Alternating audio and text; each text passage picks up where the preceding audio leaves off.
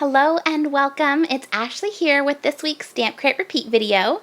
I have a fun project to share with you this week, but I wanted to first thank you so much for all of your sweet comments that all of you left last week. It just meant so much to me.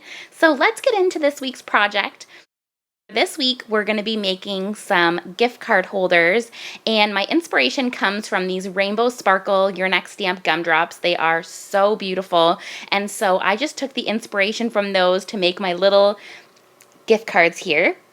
So to begin with, I'm just going to hold each of them up so you can really get a good view at them. Here is the red one, and I'll show you the back. You can also, it has the little flap here, and so the little gift card tucks right inside of there. These are amazing. I'm going to get so much use out of these for gifts for family members and friends. It is such a cute way to use your stamps to make a little personalized gift card, and I thought this little mouse with the book would be so cute for like a chapters gift card or Indigo. I think in the States you guys have Barnes and Nobles, and that would just be such a sweet way to give a gift for a friend or family member. So I'm just going to set these to the side and I'll share with you what I use to make them, and we'll get into the process video. So of course the first thing is these Rainbow Sparkle gumdrops. They are absolutely gorgeous, and there's 3 different sizes. You get the medium, large, and small size, and I did use one of each size gumdrops on my gift card holders there. They are so beautiful. Look at the glitter there. So these definitely are the inspiration from my gift card colors. Then I also use this Your Next Stamp Black Olive ink. It is my favorite ink. It's perfect for Copic coloring, and it just really is a nice dark crisp image. And then also you can see I used it for the sentiment and it came out so nicely. I also used the Your Next Stamp wire snips, and I will link all this in the description box below so you can find it over in the Your Next Stamp store. Also, I pulled from my stash these black and white jelly pens. It really adds something to the images when you add the black eyes with the black pen and also the white dots. For the stamp set for today, this stamp set is so stinking cute. It's called So Mush Fun, and I fell in love with this little mushroom with the little mouse underneath it reading his book, and I cannot wait to use the other images. They are so cute, and this will be perfect for a scene card, and I cannot wait to color up the other images. For the sentiment, I used the sentiment on this set that says, "Have a novel birthday." And I also did use the coordinating dies, which you can purchase separate, and I highly recommend them. They cut out around the little mushroom there perfectly.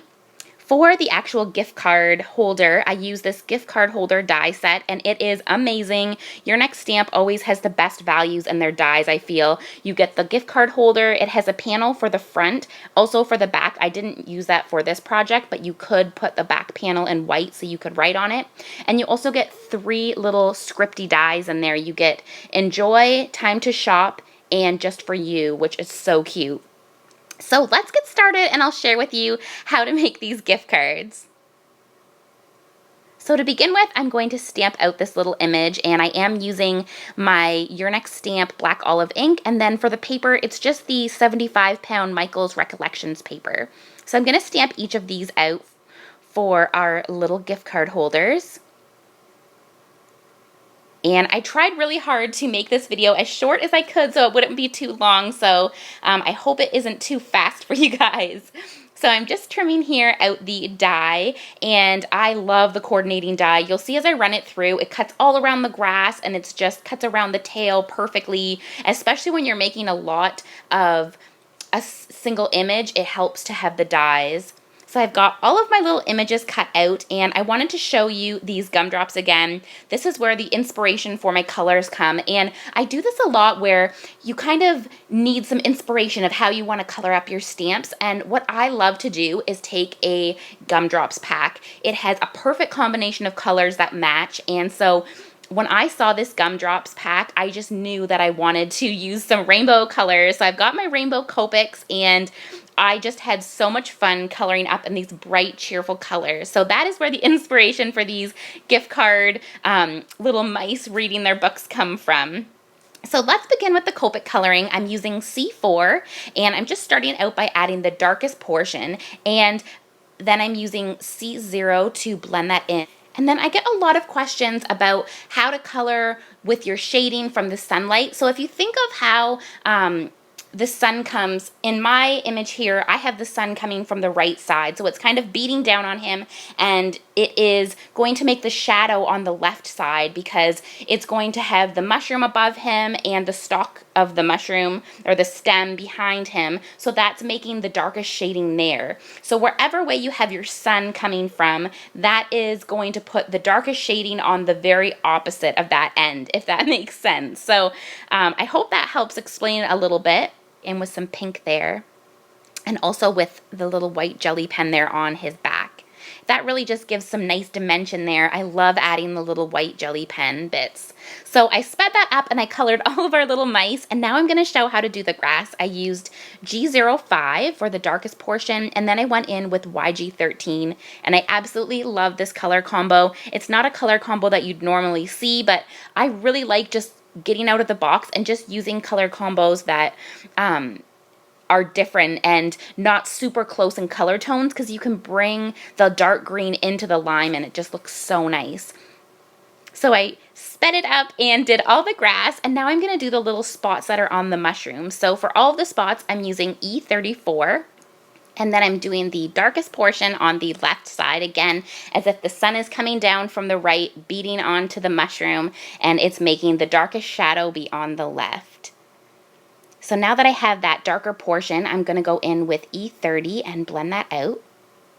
And I thought this was a nice color tone for the spots of the mushroom because each of the mushrooms is going to be a different color, and this would just really break up the bright colors by having this little bit of brown there on it.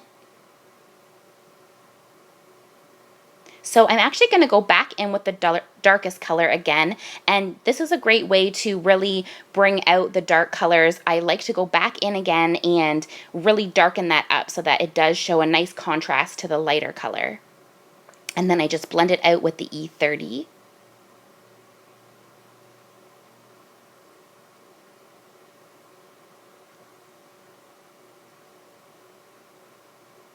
Then I'm going to do the little stem there in E34, and again I'm putting the darkest portion where the mouse is because the mouse is leaning up against that. So if you think of if you're up against something, it's going to have the shadow right behind you there. So I'm making the darkest portion where his little back is going up against the mushroom there.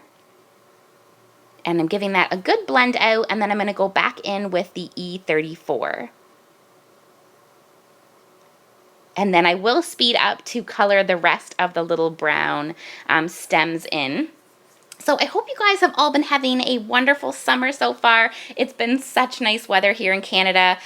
We've had little Sophia, my daughter, outside almost every day. We got her a little swim pool for the deck, like a little baby pool, and she just loves it so much, and we've been having such a great time getting outside into the sun with her. She loves the water.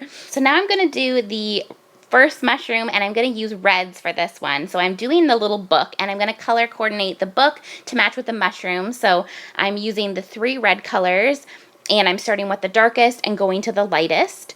And how cute does he look with his little book?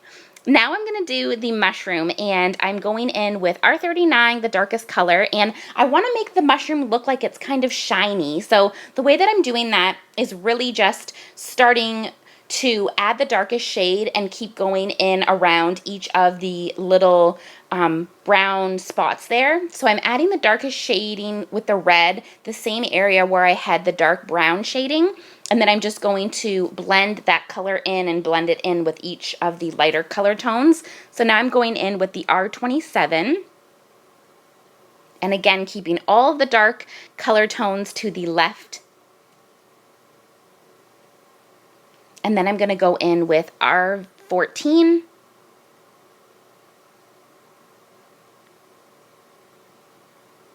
And I kind of tried to make it look like have a really good contrast between the dark and the light. So it really shows that shiny type of illusion there.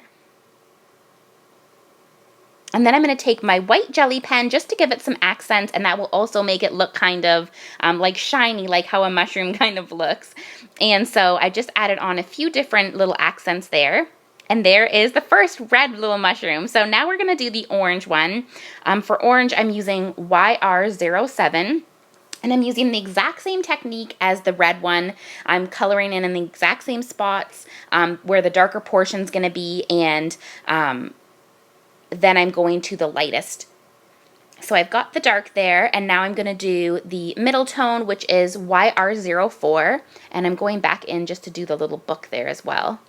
This little mouse under this mushroom is the cutest image ever. This could literally be my favorite Your Next Stamp image. I just love it so much. This mouse is just the cutest. So I'm coloring that in now, and then I'm going to use the lightest color of orange, which is YR02. And see how it kind of has that really, a lot of contrast there in the mushroom, so it's really showing the darkest and the lightest colors. I think that looks so good. So now I'm just finishing up the little mouse's book there. And I'm going back in with my dark color again to really have that dark contrast there with the lighter colors.